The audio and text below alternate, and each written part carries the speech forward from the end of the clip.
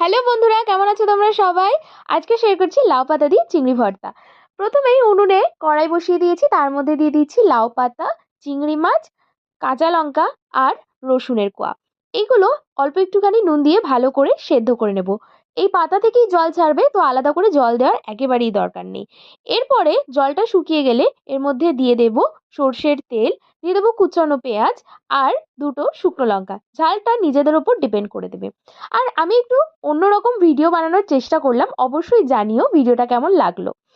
আর লাউ পাতাগুলো ভালো করে ভাজা হয়ে গেলে এটা তুলে নেব। তারপর হচ্ছে মেন কাজ, ভালো করে শিলনোড়ায় বেটে নেব।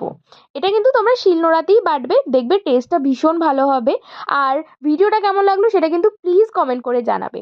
এরপর বাটা হয়ে গেলে ওপর থেকে একটু সর্ষের তেল ছড়িয়ে দিয়ে ভালো করে মেখে নিলেই একদম রেডি লাউ পাতা দিয়ে চিংড়ি ভর্তা।